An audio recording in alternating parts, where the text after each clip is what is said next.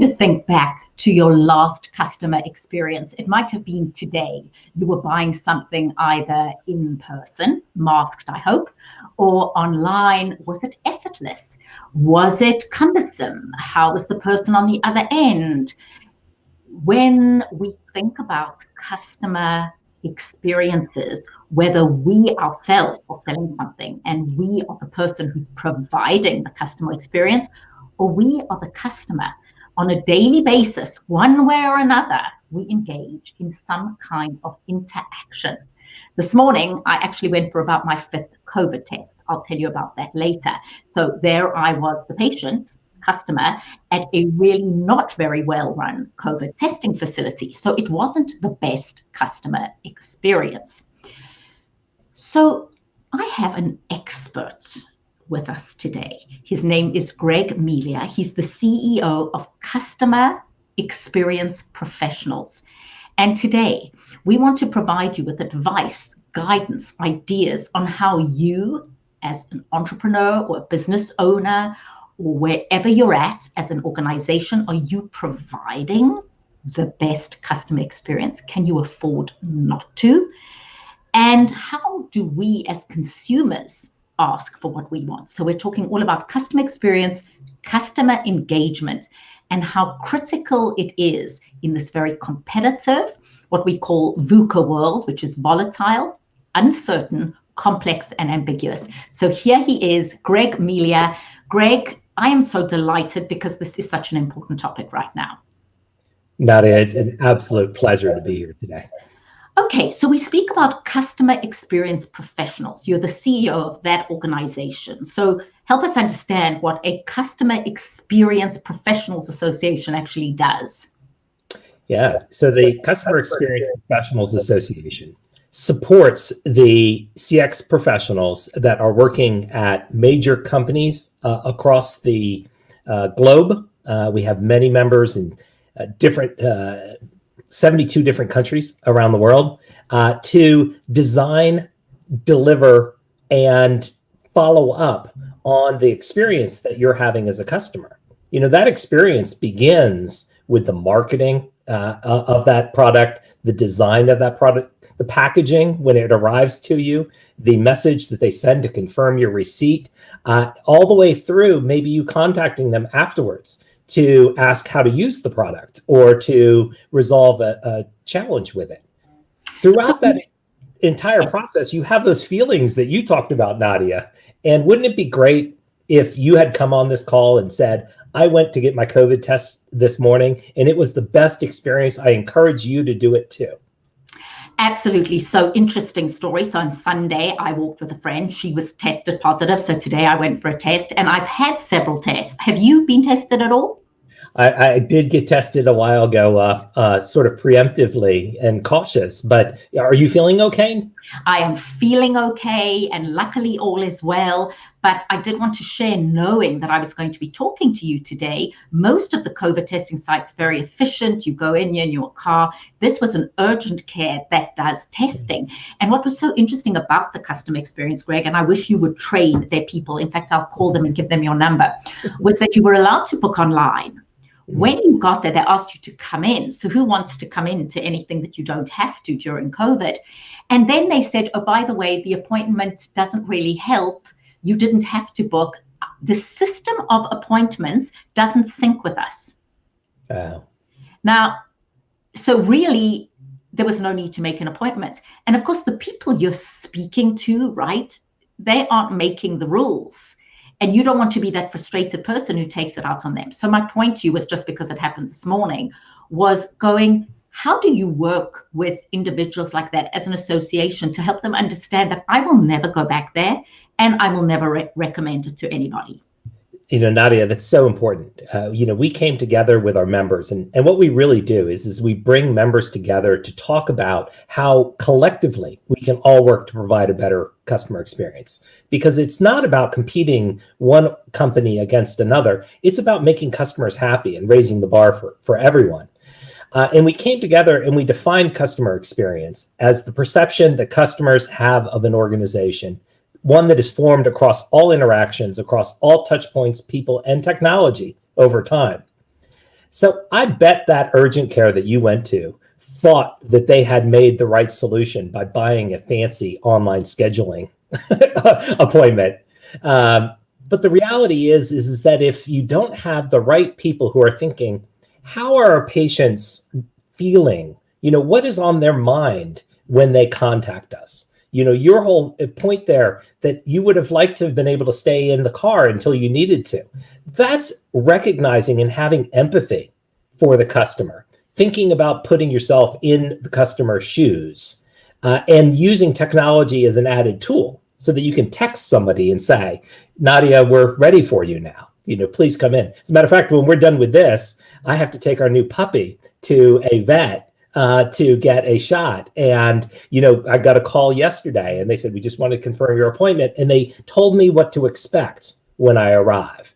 And that was very thoughtful of them because it's the first time I'm going there, so that's what we're talking about is really designing the experience before it happens. Designing the experience. Now, let's go back to one-on-one. The difference between customer service, which was in a way is a word that is outdated because we've replaced the word customer service with customer experience. Tell us why experience versus service. Yeah. So let's be clear. We are totally in favor of people having great service, but we don't want people to have to go to a desk that says customer service. We want to design that so that people never have to ask. One of the blessings of my career is I got to work on the opening staff of the Ritz-Carlton Pentagon City. And the Ritz-Carlton talks about understanding your guests' wishes and desires before they even tell you. And that's what customer experience is about. Customer service is reactive, whereas customer experience is proactive. So let's say that again. So for people who are joining us, I'm Nadia Bilchik. I'm delighted to be joined by Greg Melia, who is the CEO of Customer Experience Professionals Association. We wanted to share with you ways that you can touch your customer, provide better customer experience, take it to a whole new level. And that would be another great example there, Greg, of what you're saying. Yeah, that's the first thing is start to think, how can you be proactive rather than reactive? So don't wait until there's a problem. Try to anticipate ahead what that problem might be and design your system. Like I mentioned earlier, a lot of us are at home now and we're receiving a lot of packages. And some people who are receiving those packages are folks that have difficulty opening the packaging. So I love that you can go and you can order things now that are frustration free. And I'm a pretty capable guy, and I wish that I got some things frustration free. So that's, again, these are the little things you don't think about. And of course, you work with individuals at big organizations who then come to you and get certified. How does this all work? Yeah. So what we specialize in is we specialize in helping people to build the skills and knowledge that will help them not only design a system, but help to motivate and mobilize a team across the entire organization. Because in large corporations, they have a mixed blessing. And that mixed blessing is having many different departments, each of which is working to maximize their part. Well, the truth is, we don't want any organization to be maximized in marketing or in finance or in production to the point that it outpaces what the customer is looking for. The customer needs to be what we're all looking to optimize for. And what you just said, which is being proactive versus reactive. Also, the service desk is no longer the only place that provides the customer experience. So taking a moment and thinking about public supermarket. So places I've been to recently where you go in and they've really, that they've done a good job about training their people. I know that you're in Columbia, South Carolina. What is your supermarket chain? Yeah, so Lowe's Food is probably the one that does a tremendously positive experience. So going into Publix and inevitably somebody will say to you, can I help you? And they will take you to where you find your item and you just know. And I always find the manager, because I do a lot of work for organizations like the Home Depot, I always know how much it means to that store manager when you say, Cecile was so helpful, and you see the smile on their face and you know they've gone the extra mile. You know, and speaking about Publix, and another of my favorite, local chains, one of the things that really impresses me is that they always have someone to help with bagging, but that person is not just doing the bagging. They also examine the quality of the produce. And so on more than one occasion, they're like, oh, this is moldy, or this is, it looks a little bit unfresh. Would you like me to replace it? And it's like, I didn't ask that. And it was a really nice place and thought for them to think ahead. And so to me, that's what you're really looking for, is you're trying to say, how do you get your staff to be so focused on making your customers happy that they will keep coming back again and again? And making sure that each and every member of staff feels that accountability and responsibility. The famous one is, if you go into a hotel and you greet somebody there or they greet you, you can tell how they're being treated. Richard Branson famously says, look after your people, look after your employees, and they'll look after your customers. Yeah. And Richard Branson in the Virgin chain is a great example of a trend-setting organization. Amazon has done a great job of creating that digital flow and using that information to tailor and make recommendations. When we look at Disney, and certainly that immersive experience that they have, but even you think about Disney, that experience with Disney starts with the marketing materials that you receive. It starts with that brand that they've created. So as a CX professional, you not only have to be an expert in analyzing the data, you also have to be able to work with your marketing team to communicate the right message. You have to be prepared for when the person does come to the service desk, and you have to think about, how do we build loyalty so that people feel like they are part? And sometimes that part, I thought where you were going to go with the grocery stores. Sometimes that part is not just waiting for somebody to make a comment. It's looking at the check-ins that people have made on social media, and to look at the sentiment that people are expressing. Because when people start to get frustrated in the supermarket checkout line, they'll usually fire off a tweet, and they'll be frustrated and they'll be angry. And when you can have a software system that can analyze and bring that forward, and you can start to notice patterns. And some small things can make a big difference. So, Greg, that's interesting, because never before has it been easier for a customer to express frustration, right? So you're getting that immediate feedback. Also, let's just take a moment. I mean, since March of 2020, people's levels of anxiety are elevated. How are you at the Customer Experience Professionals Association helping people in this arena deal with people's heightened levels of anxiety, frustration, uncertainty? Yeah, that's a great question. And the first thing I would say is, what I love most about the CXPA community is our commitment to empathy, our commitment to understand what's going on. And so we've had fantastic examples of our banks working to try to make sure that people have extended loan terms, or even to make sure that when they get money from the federal government in a loan, that's used for their immediate needs rather than to pay off their bills and their spaces. They have put the power in the customer's hand. For CXPA, we've continued to extend membership benefits with the support of our sponsors, so that anyone who's in a job transition opportunity in the CX field does not have to make a choice between feeding their family and maintaining their membership or their certification. So that's a big piece. Okay, because I was going to say, it's not only the customer who is experiencing this, it's the customer experience professionals themselves. It absolutely is. Think about this. So a lot of people are working from home. So you are now having to be, let's say you're in some kind of tele position where you are dealing with the customer via phone or Zoom or whatever else, and you're experiencing uncertainty at home, and your teenage children are going through some kind of trauma, and now you as the customer experience professional have to be charming and empathetic, and you yourself are going through a very difficult time. And, one of the things, Greg, I speak a lot about in my training and speaking is there is no greater impediment to getting on well with others than feeling ill at ease with yourself. Mm. It begins with your relationship to self. What's going on with you? And how are you providing support to the people in the roles that have to interact with the customer?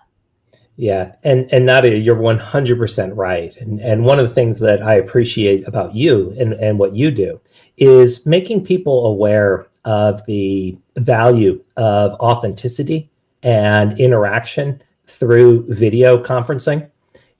This opportunity is not only an opportunity for you and I to have a conversation, but also to bring in a worldwide community and have people realize there are other people just like them that are struggling with taking their dog to the vet and getting a COVID test, and to be able to say to people, it's okay. It's, you have the skills to do this and to move forward. That's incredibly important. So what we've done, the other thing that we've done, two things I want to make sure that I mention. One, for our entrepreneurs who are out there or companies, leaders that are out there, we started a website called cxbuildsresilience.com. Beautiful. And if you go to cxbuildsresilience.com, you'll find videos and blog posts from... I'll type that into the comments after that. So it's cxbuildsresilience.com. Correct. And that will bring you right to the portion of our website that is directed to say, you're going to have to make tough choices and decisions right now. Help yourself, help your staff, help your customers by making decisions that are in line with great customer experience. And start off, and I really like this point, Greg, is help your staff. I had a group of psychologists on in the midst of last year, and we spoke about it's a rare situation where the psychologist is going through what their patient is going through. Yeah. Right? We as a society right now are going through a great deal together. So it's not only, well, the customer's frustrated. I will tell you that my response this morning, and I try and be a very deliberate human being in everyone that I interact with, based on conscious communication. And famously, you will hear me say, Greg, everything you do and say communicates. We call it the billboard test. If this was on a billboard in Times Square. So I'm very aware if someone was to video the way I am responding to these two ladies who are telling me that even though I made an appointment online, it's absolutely irrelevant. And I'm going, okay, breathe. You don't be one of these people that gets videoed having a temper tantrum, right? Yeah. So as a customer, I also urge people to be aware that the people who are serving you are tired. They are frustrated. It was not up to them. So again, just that consciousness, but being, I think you just said it's empathy, both as the customer, but here are these two women. They're working very long hours. They're dealing with difficult clients. They are having to follow through on procedure that is not necessarily their own. Which brings us to why having an organization like yours or allowing these people to say the customer may not always be right. The customer, it may not always be right, but the customer is always the customer. And I agree with you that at this point, we all have those moments. I had one earlier this week where I was frustrated by the policies and the systems that had created something that I felt was not right for me. And what I would say is when we're at our best, take that moment to pause and be sure that when someone is giving you even acceptable service in this time and space, tell them thank you. Let them know that you appreciate the fact that they're working when they could have been at home. And be sure to show appreciation when you have that opportunity. That makes a huge difference. And you'll feel better about it too. So let's look at companies during COVID, and you have so many huge corporations that are part of your association because they come to you for their customers to look at strategy, get ideas. Companies that are doing it well. So let's say Starbucks. Starbucks, really, my experience of Starbucks during COVID, the couple of times, I haven't gone as often as I used to. And when I worked at CNN, down at CNN Center at 5 a.m. on a Saturday morning, gratitude to the people who were working.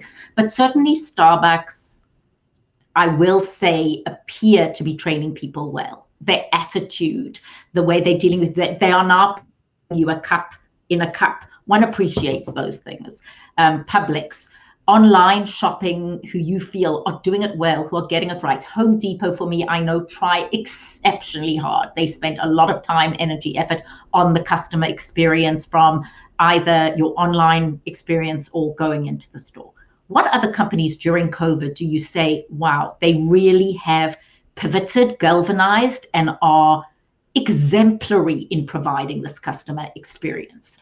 Yeah, well, I want to share a few examples, because I think sometimes we can turn towards holding up one company or another. And when we do that, other people feel a little bit excluded because they're not sure how they can replicate Starbucks. It's such a known, international brand.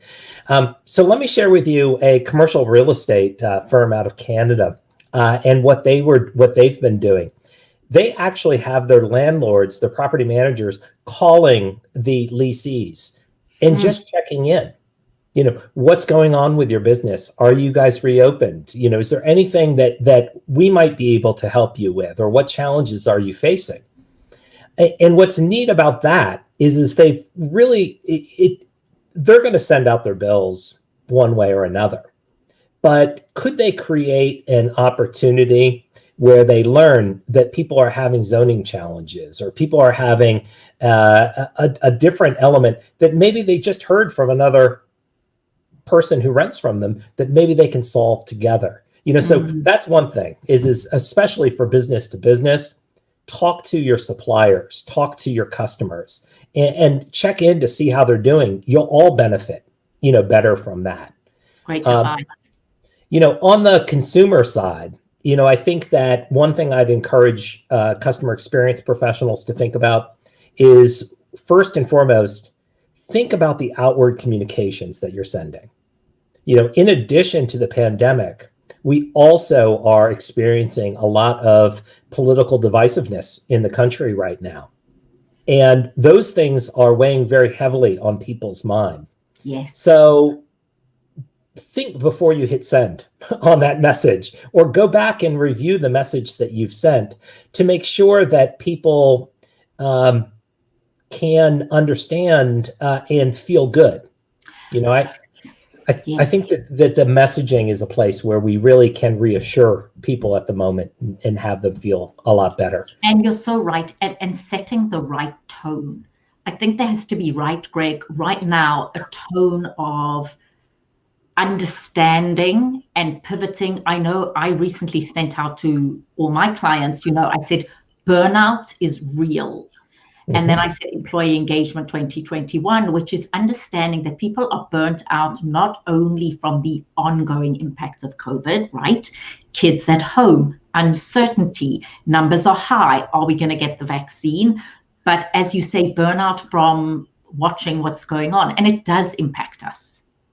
So burnout is real. And are we checking in? I think you make such a good point, is don't assume that everyone's just getting on with it.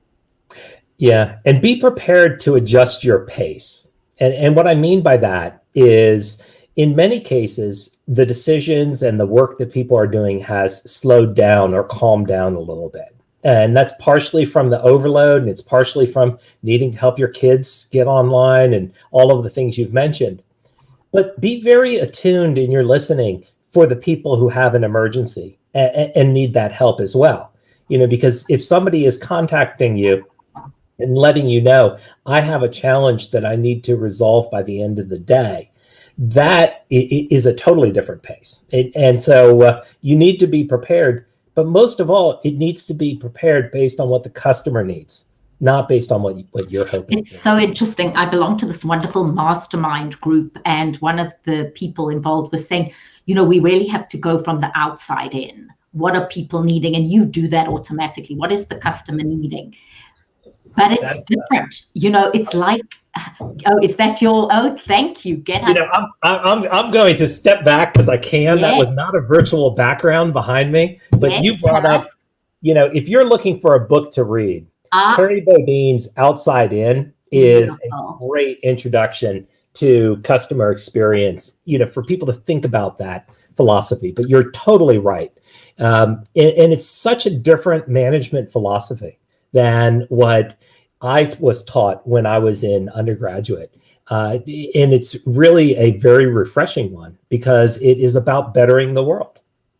So it's so interesting for those of you who are just joining us. I've been talking to Greg Melia. He's the CEO of Customer Experience Professionals Association. And it's interesting because Greg actually connected with me because he was a Coke Scholar. Now, being a Coke Scholar is a very prestigious thing. So Greg, I want to take a moment and talk about you as a Coke Scholar and also the power of networking that brought us two together. Awesome. I love talking about the Coke Scholars. It was an honor for me, for Coca-Cola to invest in me when I was looking at going to college.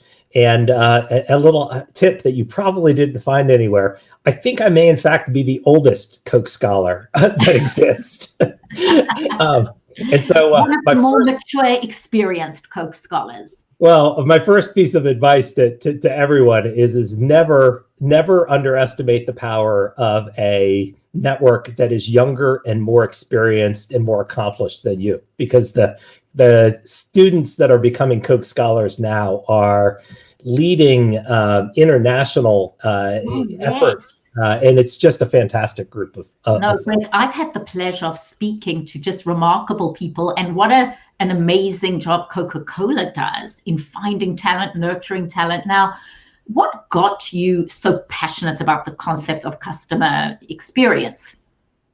Yeah, so it's interesting. When I was in college, and we're going back to, the early 90s, customer experience was just emerging as a discipline. And at the same time it was emerging out of some ideas that were very interesting to me. Total quality management with W. Edwards Deming, systems theory. As a matter of fact, I did a independent study on systems theory during college because I couldn't find the right holistic approach that I was interested in.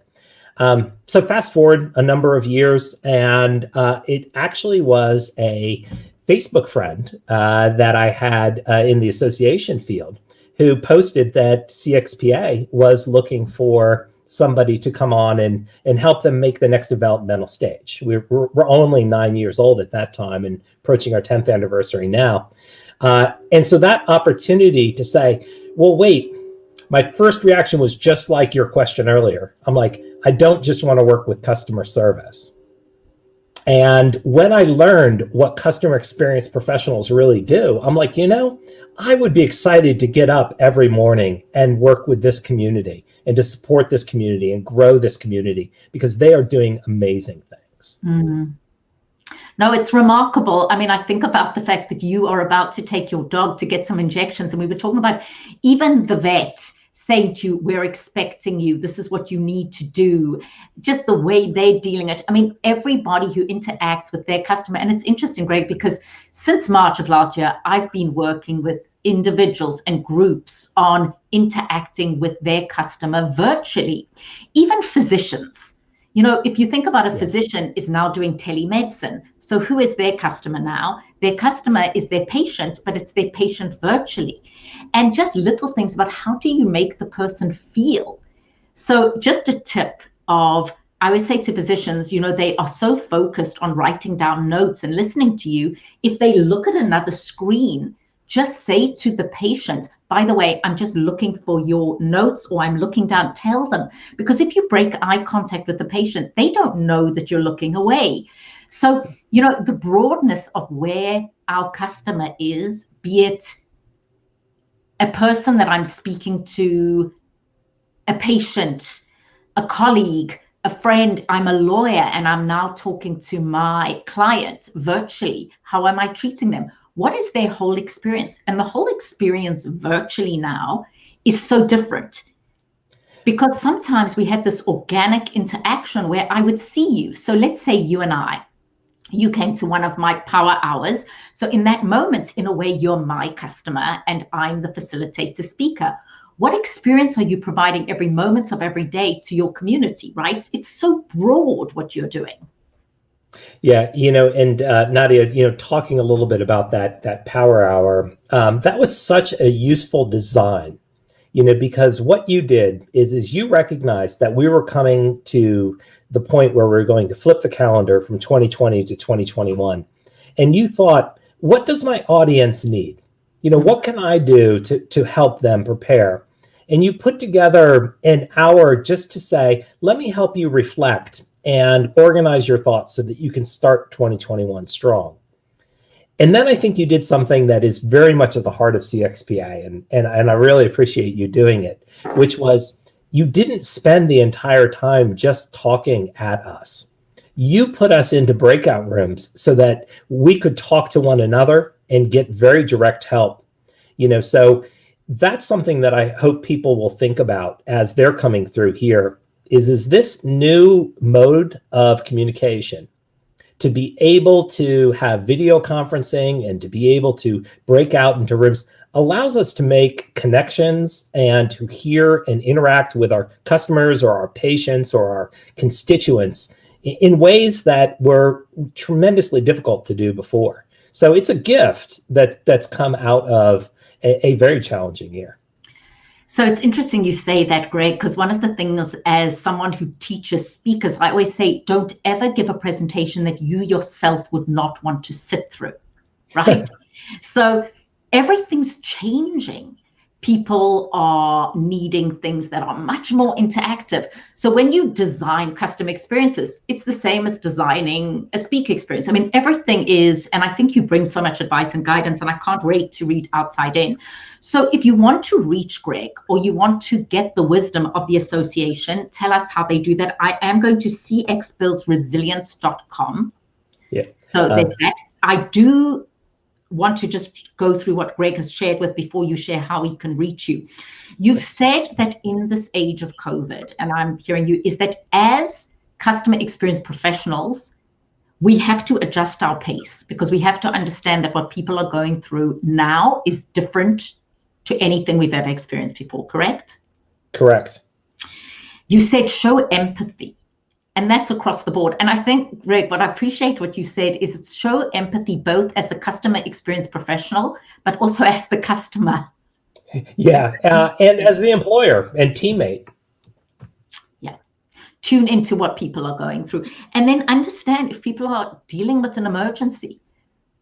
And that could be your customer, your employee, your manager, your boss. We have to be so much more intentional in all of our communication. And, Greg, I speak a lot about relationship with self. Everything begins with checking in with yourself. The ability to go, this morning I had to go for a COVID test. I am anxious. I walked with somebody who is COVID positive. Dealing with that and watching the news makes us all have a heightened level of anxiety. And I think that's something you are certainly addressing. So I'm Nadia Bilchik. If you found this conversation useful, please reach out to me at nadiaspeaks.com. Greg is going to tell us how to reach him. And Greg, your wish for our community right now, specifically in the area of customer service experience. Excellent. Customer experience. Yeah, if you've enjoyed learning a little bit about CX, go ahead and visit www.whatiscx.com. That will not only bring you to the CXPA website, but it will bring you right to the heart of it, where you can watch and learn more about the core definitions that are important to understand. My wish for each of you and for me as your customer along the way is authenticity. Let's all try to be more respectful, more authentic, and more holistic in the way that we interact with one another. A friend of mine uses the phrase, give one another grace and space. And that's what I wish for each of you, is grace and space and authentic support for one another. Grace and space, authentic support.